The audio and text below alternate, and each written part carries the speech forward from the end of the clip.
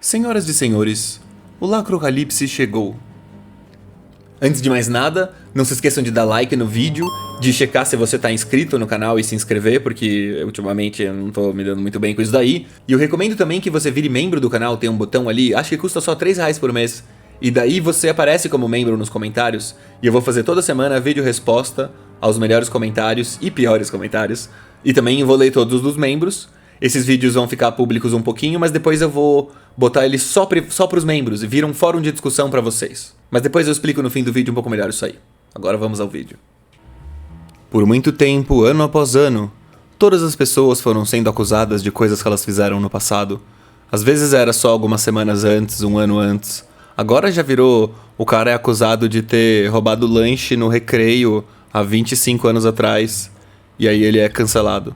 Mas tem que ver bem isso aí de cancelado, porque boa parte é brincadeira, sabe? A gente fala que foi cancelado porque reclamaram com a pessoa no Twitter, e a gente faz uns vídeos e tal, e brinca. Mas às vezes é sério.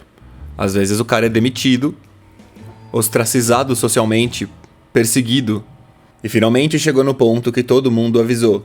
Poxa, mas ninguém pode fazer nada, todo mundo é culpado de alguma coisa. Por que vocês ficam vindo brigar com a gente, cancelar a gente, tentar humilhar a gente em público por causa de algum dos nossos defeitos? Sendo que todo mundo tem algum desses defeitos. Porque era isso, né? Eles chegavam lá, achavam um tweet de um cara que falou alguma coisa meio questionável ali, mas que na época era normal, que todo mundo fazia, ou boa parte das pessoas. E aí você é exposto, humilhado, sacaneado. Mas todo mundo fez, por que não foi o outro cara que foi exposto? Sei lá, você era vítima do momento.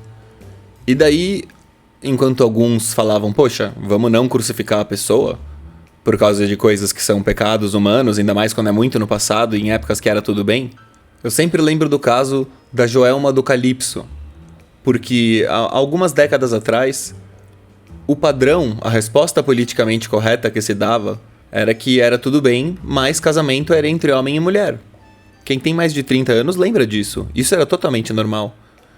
Se eu não me engano, foi exatamente na campanha do Obama, da reeleição do Obama, em que o politicamente correto virou, e foi muito rápido. Então as pessoas mais cultas, elas entenderam que mudou. E a elite cultural sempre já teve essa visão mesmo.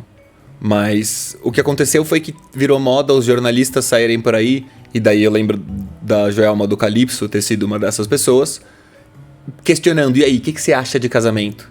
E aí a pessoa toda ingênua ia lá que respondia que não tinha problema nenhum, que era super, sabe, a favor de relações livres de todas as pessoas e tal.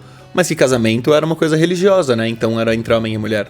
Respondia com ingenuidade. E aí ela era exposta, humilhada e tudo mais, sendo que era tudo uma questão dela ser, sabe, pega fora de hora e tal.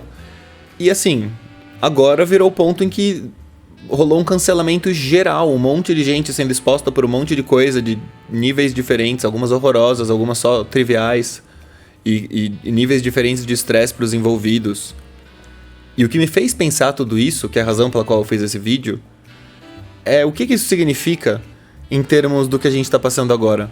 Todo mundo trancado em casa e tal. Quer dizer, talvez mude, né? Sei lá, os caras ficam descobrindo coisa nova todo dia. Mas, enfim, que o isolamento, em primeiro lugar, que a gente já tá vivendo esse nível maior de isolamento, em que boa parte das conversas são tidas na internet.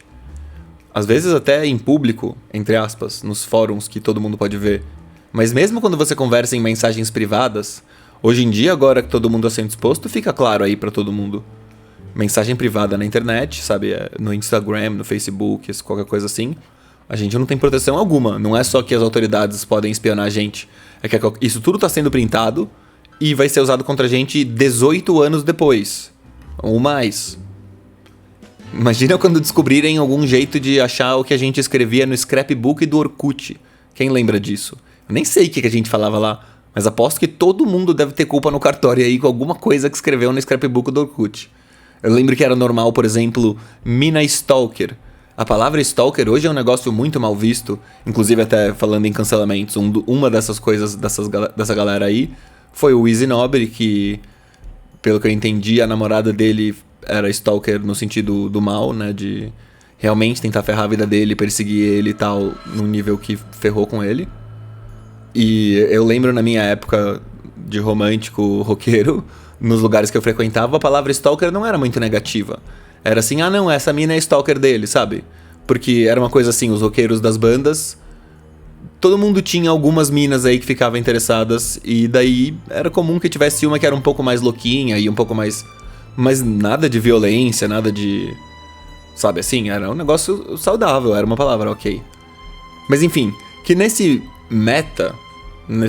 contexto em que as pessoas têm mais relações de conversa do que relações na internet, ou então que as relações da internet a gente não acha que são públicas, porque agora a gente acha. Antes a gente achava que não era, então a gente conversava mais normal. E aí agora a gente já cada vez mais sabe que tudo é público e todo mundo é falso. Em qualquer mensagem privada você tem que ser falso.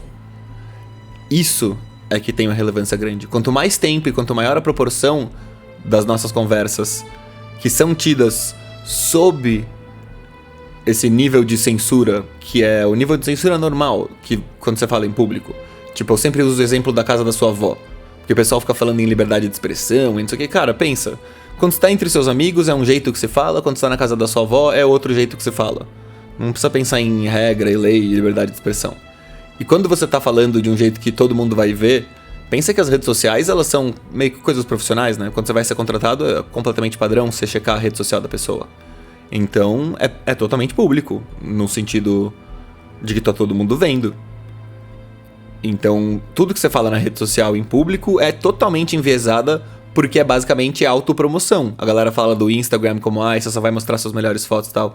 É muito mais drástico que isso, é muito mais grave do que isso.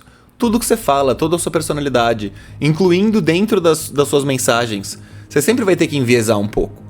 Difícil saber quanto e que tipo de pessoa faz de um jeito ou de outro. E eu acho que parte da confusão que as pessoas têm, e que eu acho que eu tenho menos, é porque eu sempre conversei muito mais ao vivo e pouco em rede social, ou mesmo quando eu converso em print, putz, cara, e é aí que vira a questão aristocrática de tudo isso. A galera tende a pensar que a elite é os ricos. Não, a elite é os contatos. A elite não é uma coisa tão mensurável, entendeu? Não é quantificável, é qualitativo. As pessoas que têm mais contatos com as pessoas mais importantes, sabe assim? Você estrala os dedos, surge um advogado de bilhões. Mas não custa nada pra você. Sabe? Porque é o cara da sua empresa. Você trabalha na empresa que tem esses advogados, o cara já, sabe, rola um esquema. Seu chefe já te... Ou então, sabe, da família, amigo da família. Quando é coisa importante, você mobiliza os contatos. Se você é da mera plebe, o único jeito é contratar. E daí o preço completo é impossível. Então vira tudo essa teia de contatos e tal, tudo isso daí importa muito.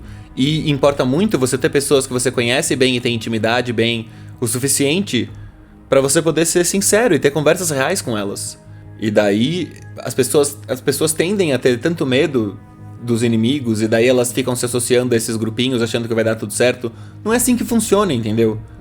Você não consegue desviar dessas coisas. Às vezes o negócio acontece e você se ferra e não tem muito que você possa fazer.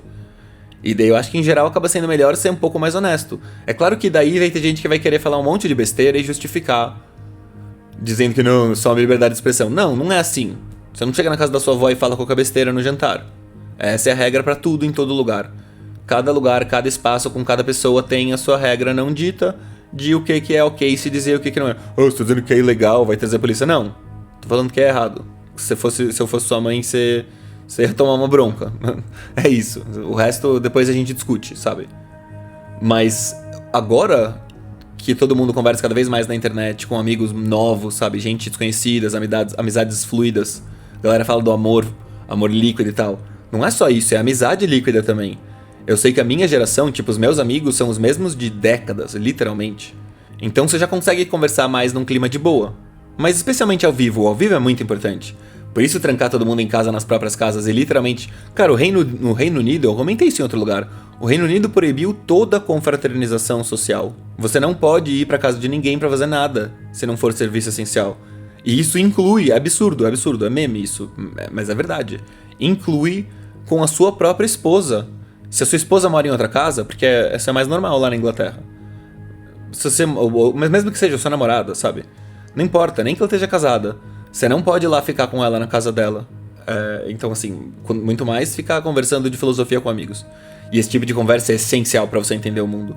O viés que as pessoas têm de compreensão das coisas é brutal por causa disso. Mas isso não é o pior. O pior é como que elas acabam ficando enviesadas. Elas começam a se enganar. Elas passam tanto tempo tendo que... Porque é um registro, sabe? Quando você tá em público, você tá num registro de fala, que daí, sabe, imagina assim, você tá lá dando um discurso todo bonitinho e tal, e daí chega o seu brother, aquele das antigas, que conhece todos os seus podres, e te dá uma cutucada e fala alguma coisa, meio que... Sabe, como se você tivesse dois registros ali. Se funciona como brother ou funciona como um cara sério. Essa é uma piada que eu vi acho que é o Chris Rock que faz. Eu não lembro se era o Chris Rock ou se era o Dave Chappelle. Que fala que todo negro tem dois registros. Não sei se vale pro brasileiro, né? Vocês que me digam. Mas que pros americanos o cara tem dois registros. O jeito que ele fala entre os brother, que é tudo negro, e o jeito que ele fala quando ele tá com os brancos. Pra não parecer mais incivilizado, sabe? Ele finge que ele não fala que nem gueto.